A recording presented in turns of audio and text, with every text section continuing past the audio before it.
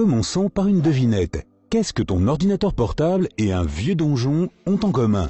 À part le fait que tu peux y passer beaucoup de temps, la réponse est la suivante. Ils recèlent tous les deux beaucoup de mystères cachés et de secrets que tu ne trouveras jamais si tu ne les cherches pas. Voici donc quelques fonctions méconnues de ton ordinateur portable. Numéro 1. Si tu es assis à ton bureau et que tu reçois un appel ou un message sur ton téléphone, tu peux répondre à l'un ou à l'autre depuis ton ordinateur portable, s'il s'agit d'un MacBook. Pour ce faire, il te suffit d'avoir le même identifiant Apple sur ton téléphone et sur ton ordinateur. La connexion entre Android et Windows est également possible grâce à l'application Votre téléphone. Il n'est pas possible d'établir une telle connexion entre un iPhone et Windows, mais il existe de nombreuses applis de messagerie qui ont à la fois une version mobile et de bureau. Numéro 2, il n'est pas nécessaire d'acheter un écran supplémentaire si tu travailles beaucoup sur l'ordinateur et qu'un seul ne suffit pas. Ton ordinateur portable peut créer autant de bureaux que tu en as besoin. Sur macOS, cette fonctionnalité s'appelle Espace. Appuie sur les touches Contrôle et flèche vers le haut, et tu verras toutes les applications ouvertes sur ton ordinateur portable. Glisse la souris vers le haut de l'écran et la fonction permettant de créer un autre bureau apparaîtra. Sous Windows, la fonctionnalité s'appelle Bureau multiple. Tu peux en ajouter un nouveau en cliquant sur le bouton Affichage des tâches à droite de la zone de recherche, puis sur le bouton Nouveau bureau. Numéro 3. Un fond d'écran animé peut être installé non seulement sur un téléphone, mais aussi sur un écran d'ordinateur portable. Ouvre Apple dans le menu macOS, puis choisis Préférences système, Bureau et économiseur d'écran et Photos du bureau, puis choisis Bureau dynamique. Il n'y a pas de fonctionnalité de ce type sous Windows, mais tu peux télécharger une application avec des fonctions similaires. Numéro 4.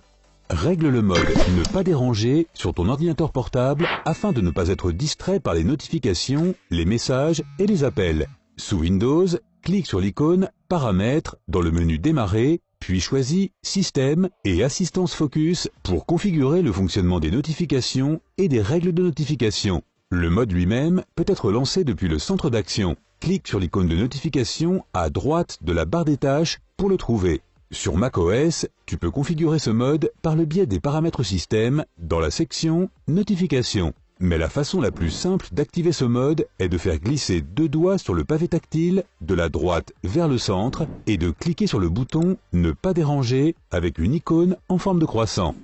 Numéro 5. Il existe de nombreuses façons de faire une capture d'écran, mais les développeurs de macOS ont désormais ajouté une fonction d'enregistrement d'écran qui permet d'enregistrer une zone sélectionnée, de modifier une vignette et de paramétrer un minuteur pour la capture d'écran. Toutes ces fonctions s'ouvrent lorsque tu appuies sur les touches Commande plus Shift plus 5. Numéro 6. Tu n'as pas besoin d'acheter un câble pour afficher l'image de ton ordinateur portable sur ton écran de télévision. Tu peux le faire sans fil. L'essentiel est que ton téléviseur supporte cette fonctionnalité. Sous Windows, ouvre le centre d'action, puis clique sur Connecter pour voir la liste de tous les appareils sans fil auxquels tu peux te connecter. Sur macOS, tu peux le faire avec AirPlay. Dans la barre de menu, tu verras toutes les Apple TV disponibles. Tu peux également afficher l'image de ton téléphone en utilisant le navigateur Chrome. Clique sur Caster dans le menu Chrome, choisis Caster Bureau dans le menu déroulant, et tu pourras afficher l'écran de ton Mac sur n'importe quel écran Chromecast ou compatible avec Chromecast. Numéro 7. Sous Windows et macOS, tu peux activer la fonction de dictée de la frappe. Sur Mac, Préférences système, Clavier et Dictée. Sous Windows, la dictée est installée en accédant au panneau de configuration, puis Reconnaissance vocale. Ensuite, appuie sur Windows plus H chaque fois que tu veux dicter du texte. Numéro 8. Les développeurs de macOS ont ajouté une fonctionnalité très intéressante appelée dossiers intelligents. Ces dossiers sont une sorte de filtre de fichiers qui t'aide à travailler rapidement et efficacement. Supposons que tu crées un énorme projet lié à l'astronomie. Tu as dispersé des fichiers, des documents, des photos et des tableaux associés au projet un peu partout sur ton ordinateur. Le dossier intelligent peut t'aider à rassembler tous ces documents en quelques clics au même endroit. Voici comment faire.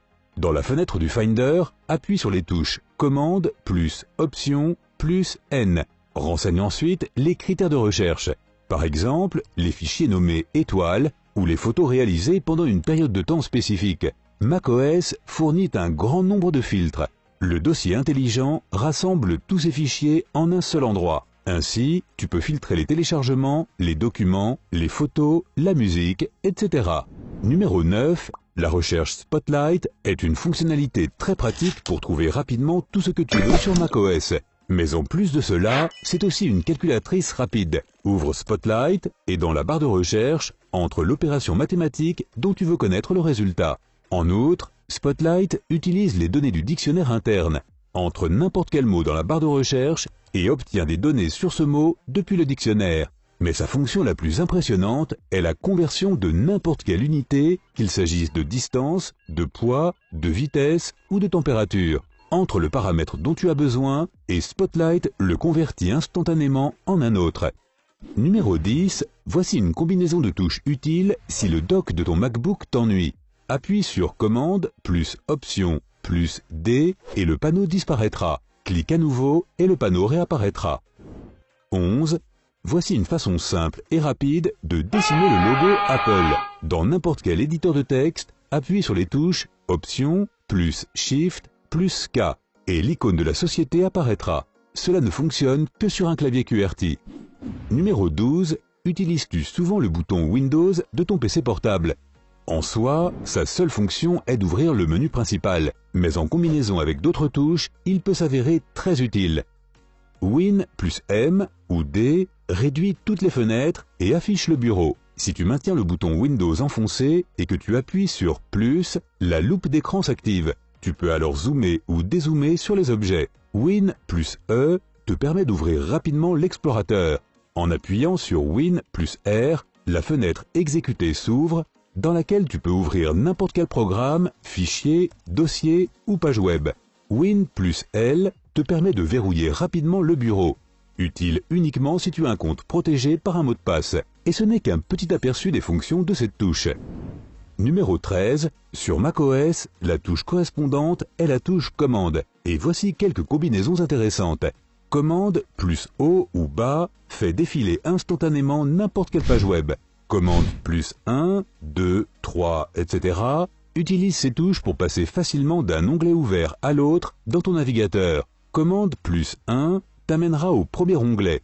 Commande plus 2 t'amènera au second, etc. Commande plus H permet de masquer rapidement toutes les fenêtres ouvertes de l'application active. Commande plus Shift plus T ouvre le dernier onglet fermé dans ton navigateur. 14. Ce n'est pas une fonction utile, mais un drôle d'œuf de Pâques que peu de gens connaissent. Ouvre WinRAR, va dans la rubrique Aide à propos de WinRAR et clique sur le logo. Regarde le logo. Il se peut que les livres commencent à tomber puis à rebondir ou que l'océan et les vagues se mettent à onduler. Lequel vois-tu? Réponds dans les commentaires. Numéro 15. Skype possède un grand nombre d'émoticônes cachés. Par exemple, si tu écris Toivo entre parenthèses, tu verras un homme avec un chien. Écris rock et il te montrera. Tape pool party et tu verras un personnage qui danse. 16. S'il y a des dossiers ou des fichiers secrets sur ton Mac que personne ne doit trouver, tu peux les cacher. Va dans le volet sécurité et confidentialité des préférences système et active File Vault. Cela va crypter ton disque dur entier, si bien que ton mot de passe sera nécessaire pour accéder à son contenu. Numéro 17. Le moyen le plus rapide de bloquer l'accès à ton MacBook est d'appuyer sur Commande plus Contrôle plus Q. 18.